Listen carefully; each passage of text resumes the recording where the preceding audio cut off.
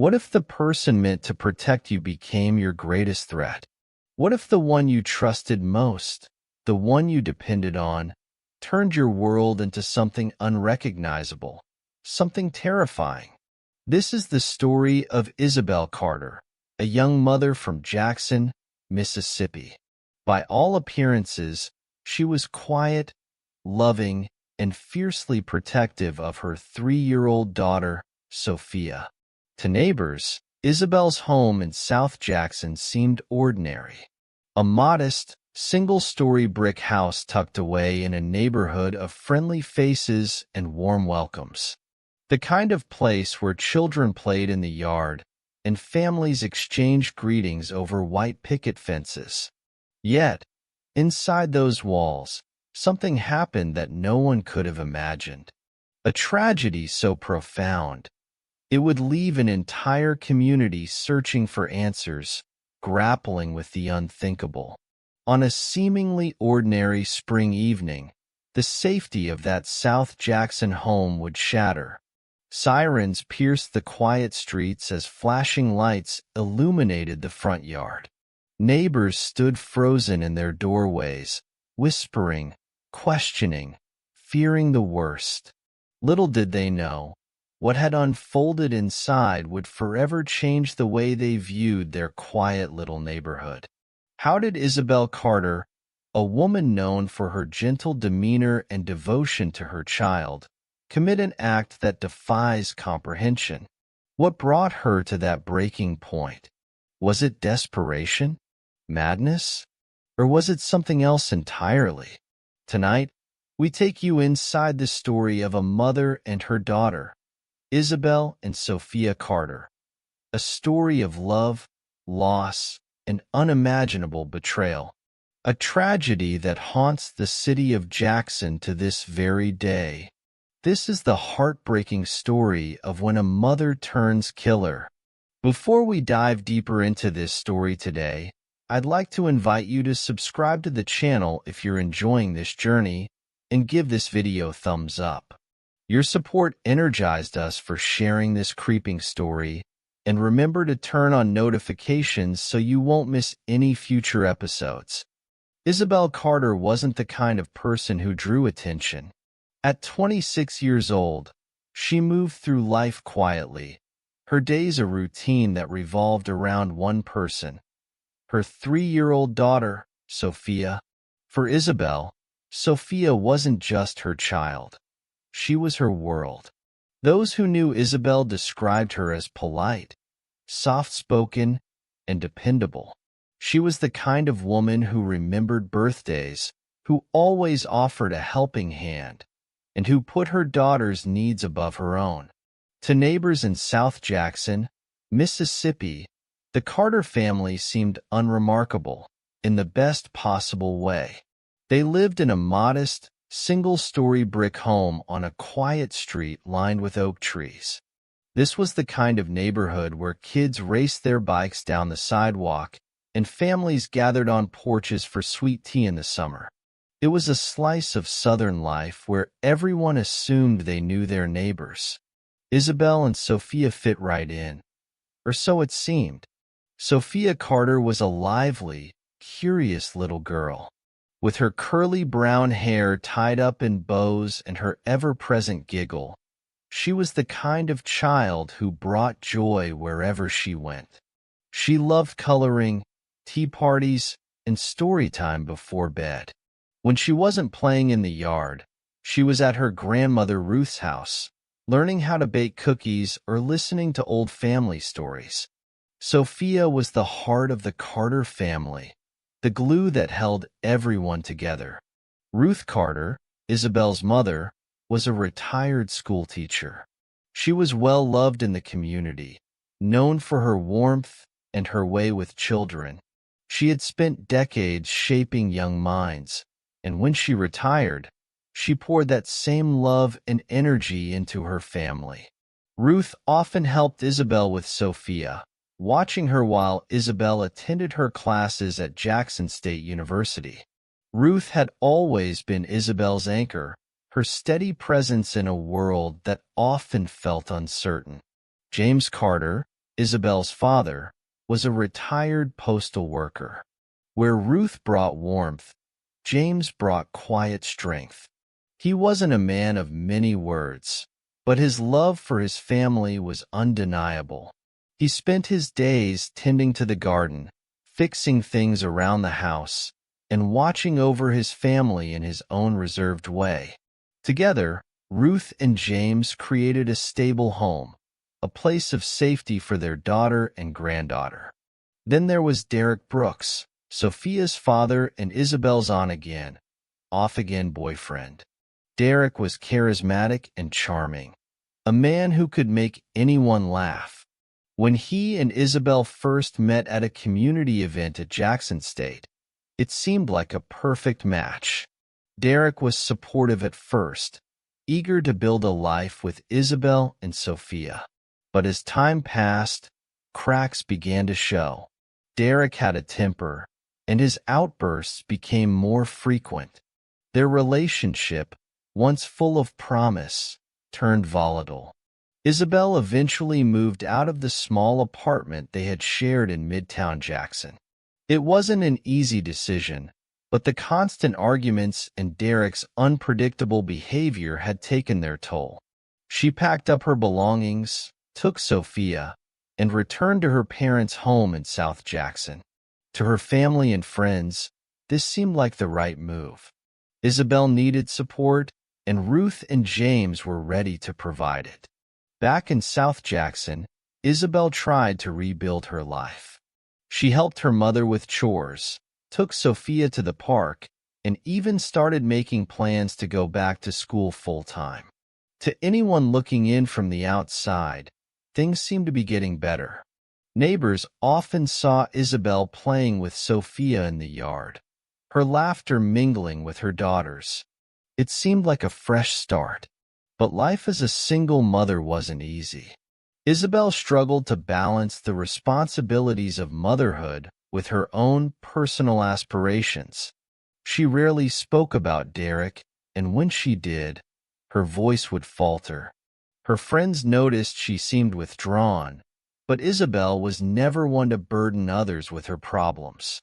Instead, she buried them deep, carrying the weight of her struggles alone.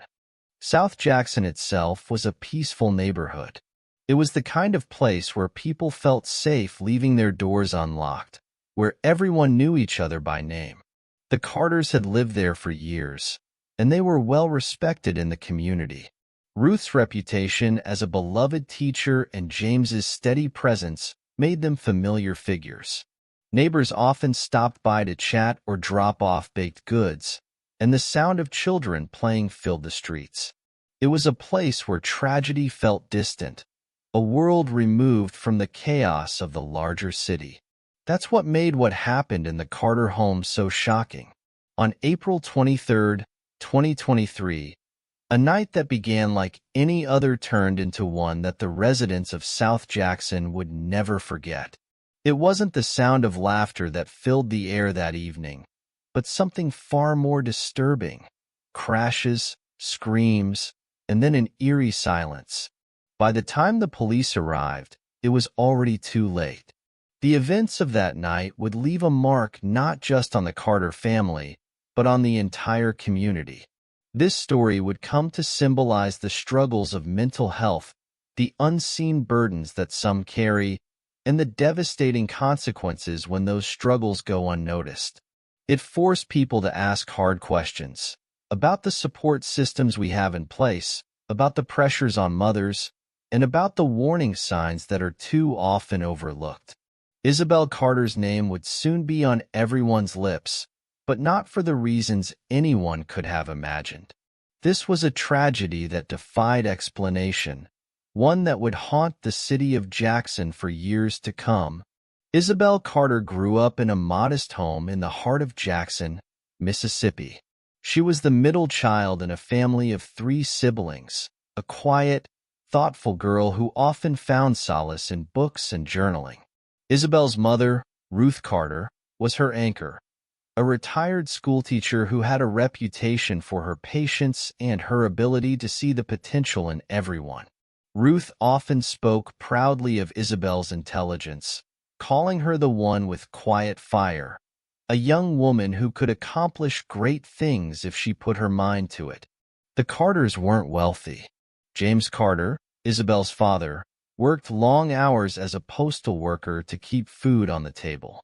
There were months when bills piled up and sacrifices had to be made. Ruth often reminded her children that education was their ticket to a better life, and Isabel seemed to take those words to heart. She worked hard in school, excelling in math and science, dreaming of one day becoming an accountant. She wasn't the type to cause trouble or seek attention. Isabel preferred to stay in the background, observing rather than participating. Despite her quiet demeanor, Isabel carried the weight of her family's expectations. She knew how much her parents had sacrificed to give her a chance at a better future, and she didn't want to disappoint them.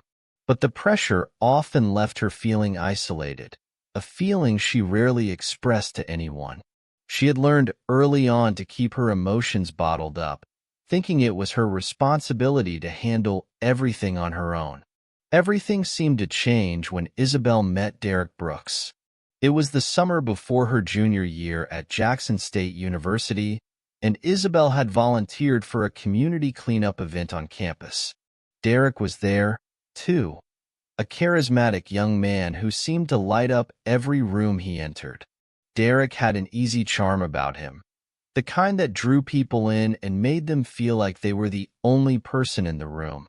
Isabel was no exception. The two quickly struck up a conversation, bonding over their shared dreams of building a stable future. Derek talked about wanting to start his own construction business someday, while Isabel shared her goal of becoming a certified accountant. For the first time in a long time, Isabel felt seen. Derek had a way of making her laugh, of pulling her out of her shell, and before long, their friendship turned into something more. At first, their relationship seemed like the perfect love story. Derek was attentive, always finding ways to make Isabel feel special. He surprised her with small gifts, remembered the little things she said, and made her believe that they could build a life together. When Isabel found out she was pregnant with Sophia, Derek was supportive, promising to be there for both of them. They moved into a small apartment in Midtown Jackson, excited to start their journey as a family. But life in Midtown wasn't the fairy tale Isabel had envisioned.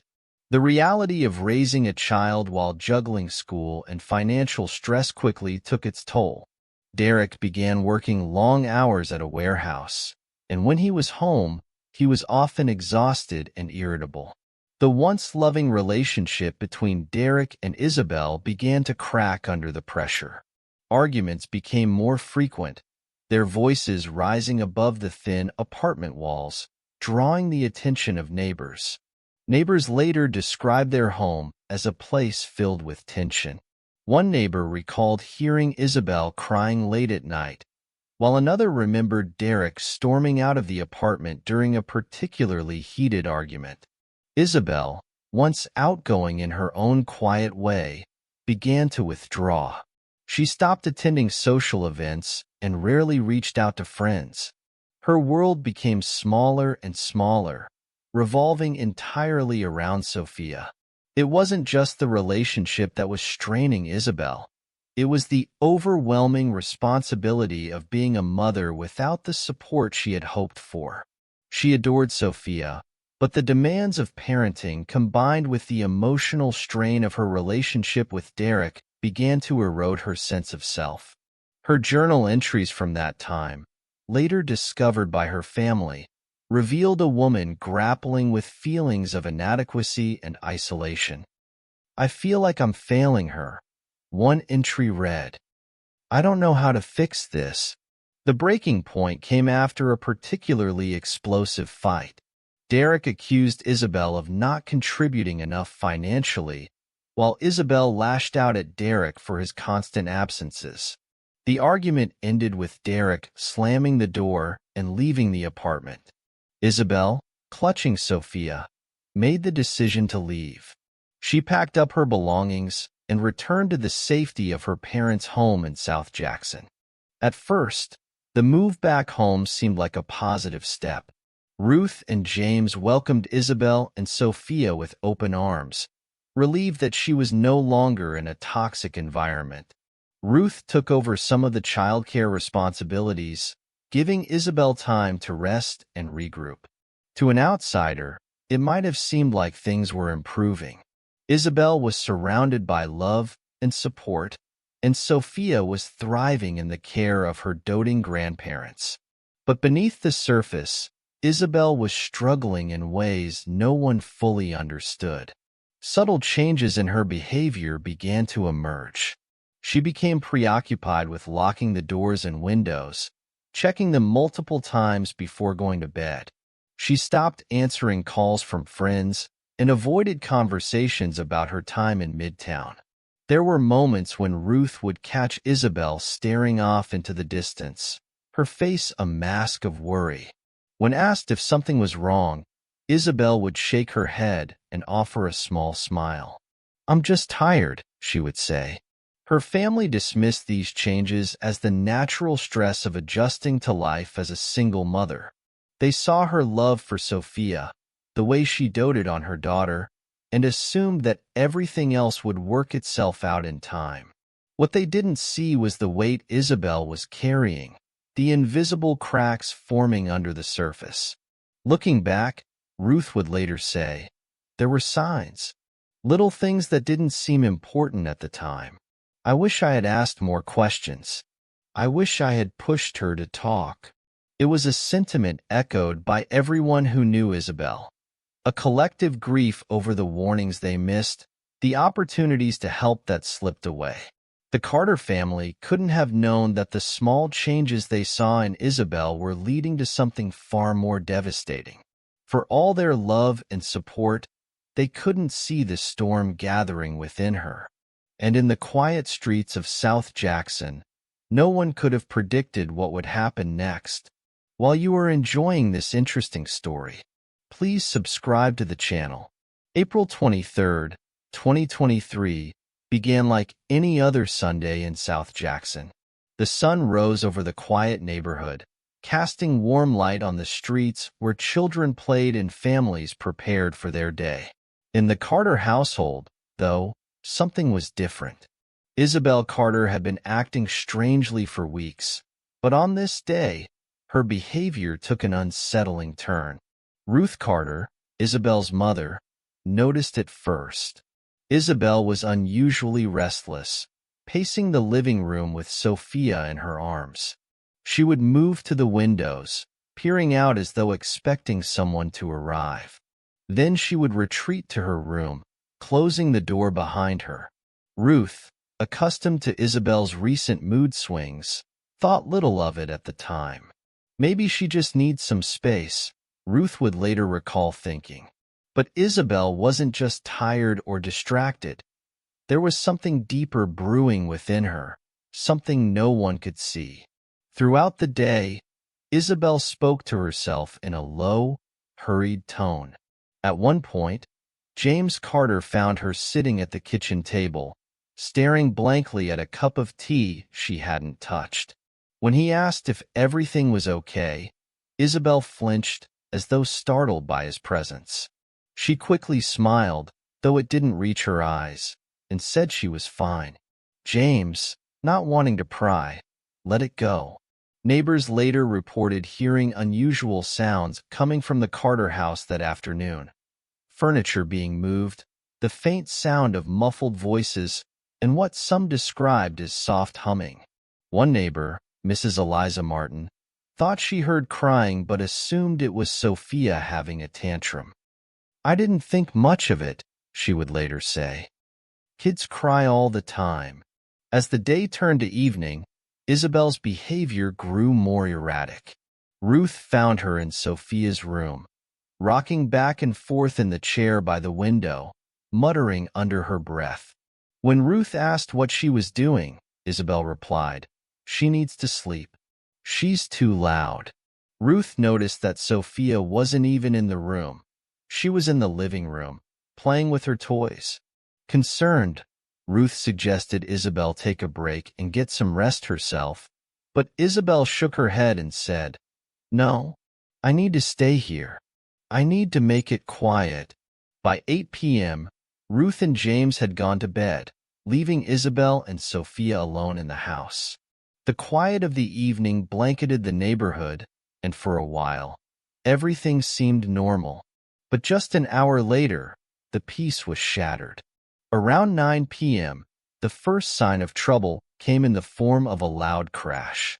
Neighbors heard the sound of glass breaking, followed by a series of thuds.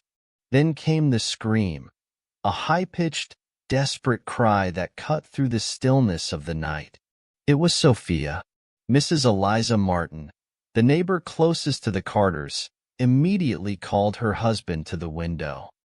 "I heard it clear as day," she later told reporters. "It was the kind of scream that makes your blood run cold." Other neighbors began to gather on their porches, drawn by the commotion. Lights flicked on across the street as people tried to figure out what was happening. Inside the Carter home, Isabel had locked all the doors and windows. From the outside, neighbors could hear her voice, low, rhythmic, and unsettling. She was reciting something, though it wasn't clear what at first.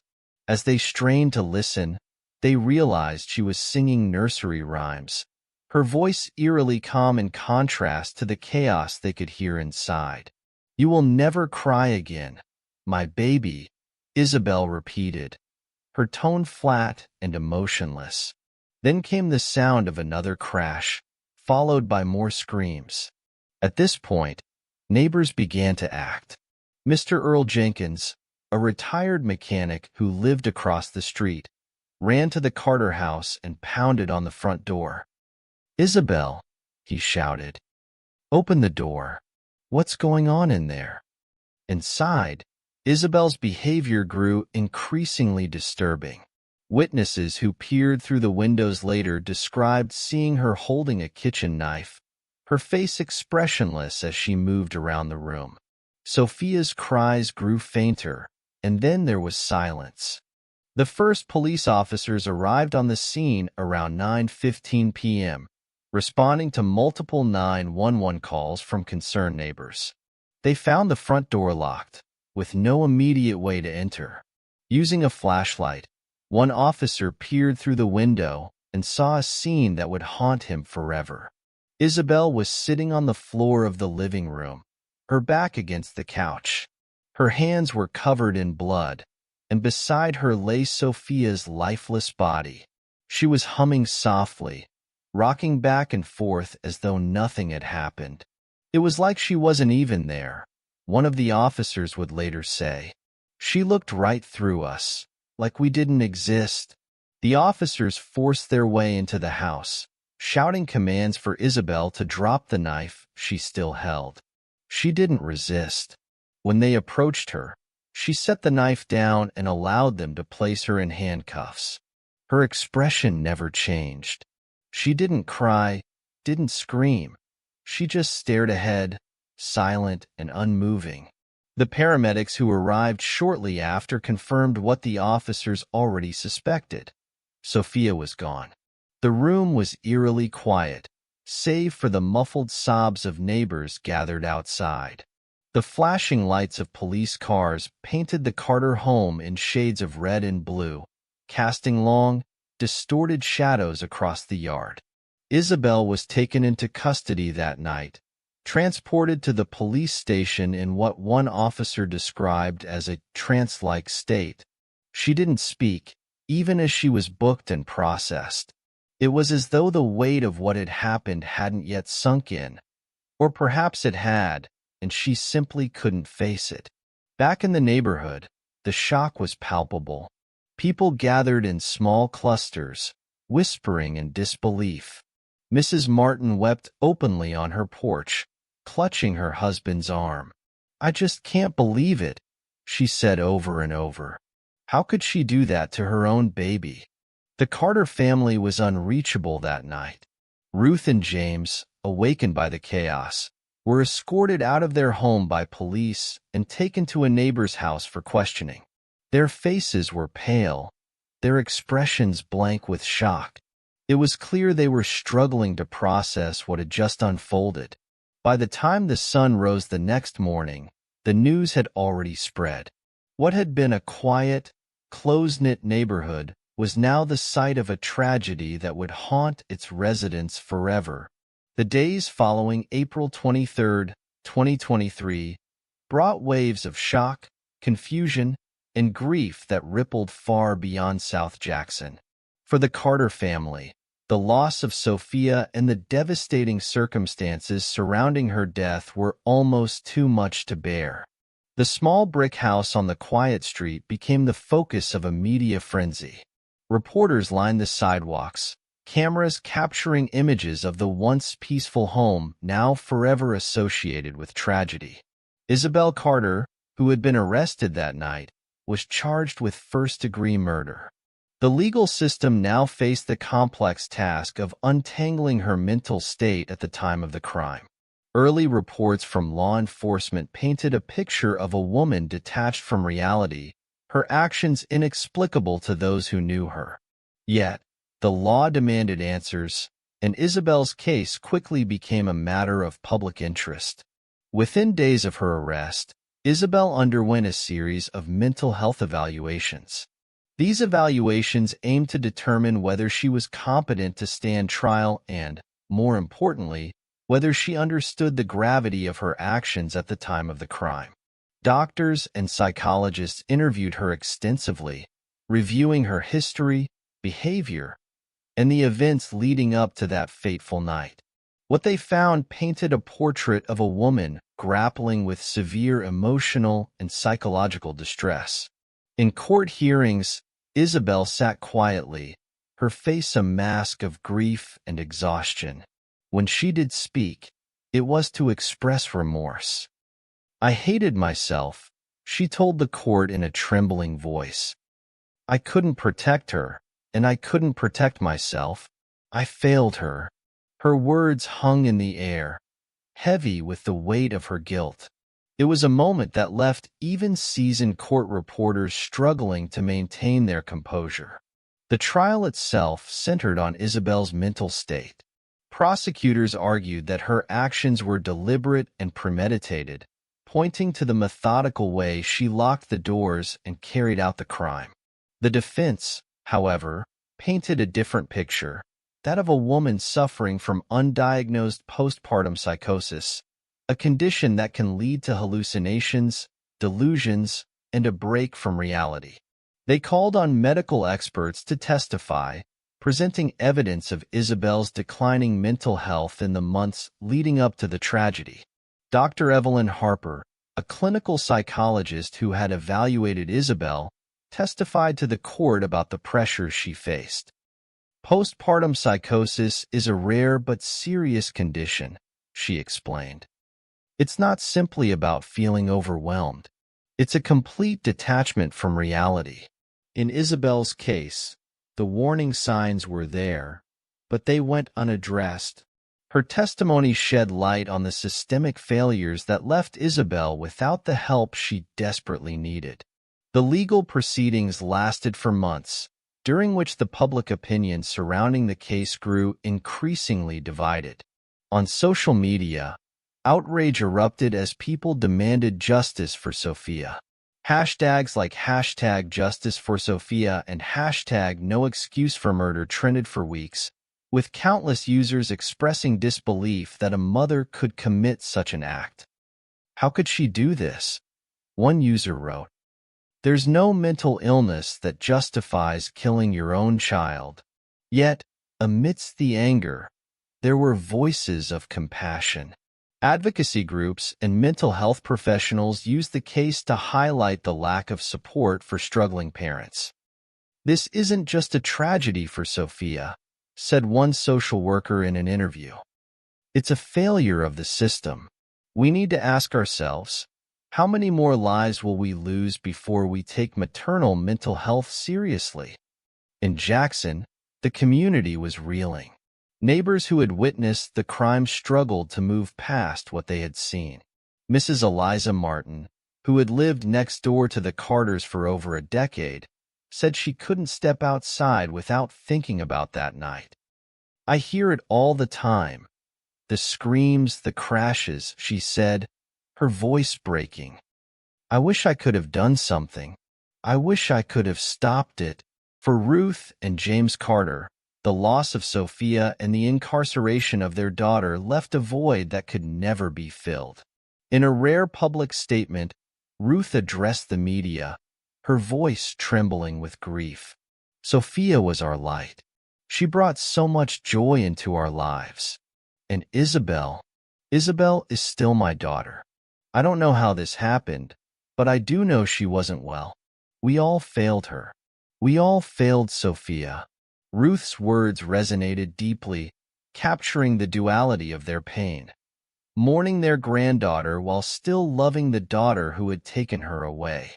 Experts across the country weighed in, using the case as a rallying cry for reform. Psychiatrists and psychologists appeared on news programs to discuss postpartum depression and psychosis, conditions that are often misunderstood and stigmatized. They pointed to the lack of accessible mental health care, particularly for single mothers like Isabel, who often face immense pressure with little support. Dr. Harper, the psychologist who testified in Isabel's trial, spoke candidly in an interview. "Isabel's case is tragic, but it's not unique. There are countless women out there struggling in silence, afraid to ask for help because of the stigma attached to mental health issues. We have to do better. For them, for their children, and for society as a whole." Despite the public outcry and the expert analysis, the trial concluded with a somber sense of inevitability. Isabel was found guilty, but was spared the death penalty due to the court's recognition of her mental health struggles. She was sentenced to life in prison with the possibility of parole after 25 years. For many, the sentence felt like justice. For others, it was yet another failure to address the deeper issues at play. The Carter family has largely retreated from public view, their home now a painful reminder of everything they lost.